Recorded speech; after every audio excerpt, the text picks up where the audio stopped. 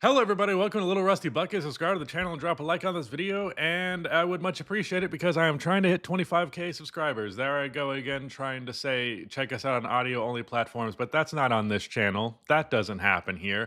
The Pacers just beat the Cleveland Cavaliers in Game 1. I could not get my series preview out for this one, but what I would have said, and it's definitely advantageous that I saw this game, but it is what it is. I think the Pacers could win 2 games in this series because they're absolutely not a team that goes down easy. And Cleveland also is without Darius Garland in this game. He might miss game 2. I think he's less likely to after this, but from what the broadcast suggested, it seems like if he does return, there's a decent likelihood that he will not be quite as good. He has a big toe injury, which, like, sounds like it's not that big of a deal, but when you're like a really shifty guard who relies a lot on changing direction, and the thing with Darius Garland is his on and off ball movement is so constant that he is moving his feet every damn second, it actually does end up mattering a lot. That little jolt of pain that you get in that instance, like, it's more important than just simply, oh, your toe's such a small part of you.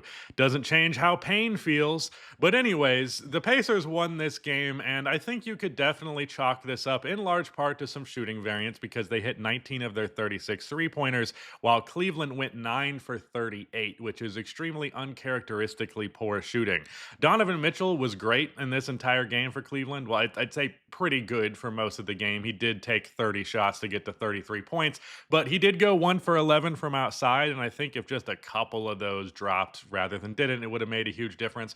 Also, Max Strus, who had a really good first round series against Miami and shot the three ball really well this year, went 2 for 8 from outside. I don't understand why Sam Merrill got the start. I'll be honest, that was a little bit confusing to me. I also don't understand why Ty Jerome didn't play a little bit more or why Donovan Mitchell didn't play a little bit more because, I mean, you only got 35 minutes out of one of your starters here. In Indiana, it was a similar thing, and I get that they're playing at a faster pace, but I don't know. I think they could have. I think the Cavs could have thinned out their rotation a little bit and made them better for it.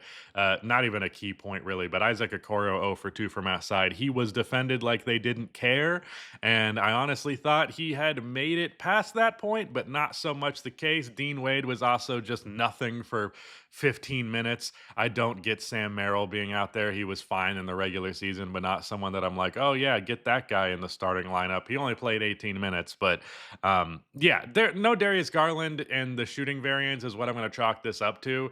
I do think that Indiana can be a better team than the Cavs for large stretches. This is a little bit dangerous. It's just a little bit dangerous of a situation because you can say, hey, we lost this game because of shooting variance and Garland, and that's a reasonable enough takeaway. But you don't want to let game 2 slip away. If you let game 2 slip away, you're going to be in some real danger. Other than the shooting, I think Cleveland did fine enough on offense. They were especially good inside the arc. Ty Jerome scored 21 points in this game, and I feel like it was mostly off of the merit of his inside shooting and his floaters.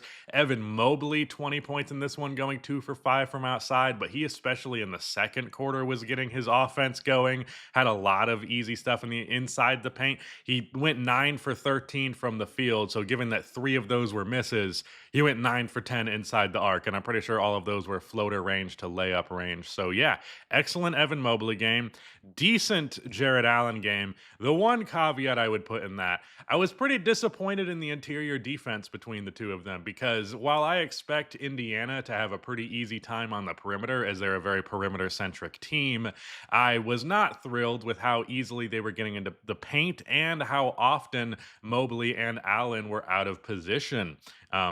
Between them, they only got 15 rebounds, both of them playing a combined hour and 5 minutes worth of time.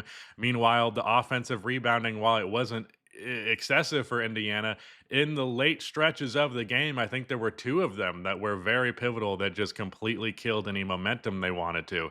Speaking of, momentum did feel like a huge part of this game because there were like 5 different instances where Cleveland cut this lead down to 4 and then Indiana would just immediately bounce back. And even when they finally did take the lead towards the tail end of the third quarter off of a I think it was Mitchell getting to the free throw line finally. No, Mitchell got to the free throw line to cut it to one, and then Mobley got an offensive rebound and a hook shot to take the lead. But then Indiana closed with a Matherin three, a Halliburton layup, and a Evan Turner buzzer beating corner three, which took the lead going into the fourth. And yeah, they just kind of had it going offensively the whole time. The defense was a bigger problem for Cleveland, despite the fact that they shot the three as poorly as they did. Like, don't get me wrong, if they had a better 3-point shooting night, that would have mattered more. That would have made a bigger difference. But in terms of the stuff that you can control, I think Cleveland fumbled a lot of the stuff that they can control. That's the type of thing that I'm going to be more critical of because they didn't shoot the three ball well because they didn't shoot the three ball well. Indiana defended the perimeter pretty well. Like, I'll give them that. But for the most part, the problem for them was that their defense just was kind of not there. It became a shootout. And in a shootout, when you have your arguably best offensive player, but probably your second best offensive player out, someone who is very pivotal in how the flow of this offense works, then you're going to have struggles. Ty Jerome had 8 assists. Which was nice, but he's not the playmaker that Darius Garland is. Donovan Mitchell only had 4, and on 45 made field goals, they had 25 assists. But for Indiana, they had 30 assists on 44 made field goals. Maybe it's not that big of a difference. It's only 5, but man, it just felt like the Pacers had a free flowing offense that was able to get whatever they wanted more often than not. And the exact opposite was true for the Cavs. Now, I will say this, it does not bode well for the Pacers that this was as close as it was with the shooting variance on your side and with Darius Garland not playing. A win is a win is a win. Like, I'm not trying to take that away, but the fact that they won this game by 9, despite the fact that they shot basically 30% better on nearly the same amount of threes, made 10 more three-pointers than them. I think they also hit more of their free throws. They hit 14. It's only a difference of 1, but whatever. Like, the 3-point shooting difference, that is really heavily in their favor, and they didn't win by a lot. And did I even mention? I'm sorry. This video has been very scatterbrained, but I'm kind of shocked that I had as much to say about it as I do. The interior defense from the Cavs was disappointing. I think I said that already. Did I? Yeah, they were just out of position a lot of the time, and the Pacers scored a lot in the paint as a result. But the jump shot was also really, really, really hitting, and I just don't know if it's going to hit like that going forward. And I especially am certain that the Cavaliers are not going to shoot 24% from 3 going forward. So if you're a Cavs fan, I don't think there's any reason to panic, but they better win that game too. You cannot lose that game too and not be panicking at that point. You don't want to blow 2 at home, but I'm confident that they're going to bounce back, especially if Garland plays. And I think for the rest of the series, it'll be competitive. I do want to do a separate video that's like a series preview after the game 1 because I couldn't get it up before this.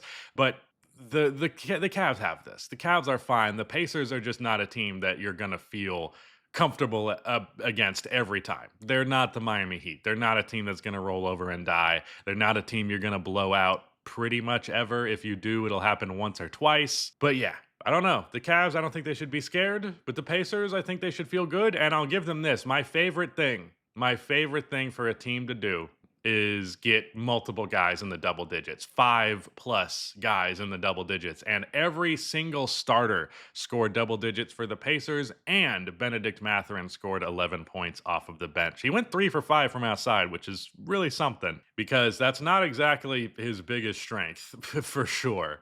But yeah, the Warriors game is on. I need to get to that. So I'll see y'all later.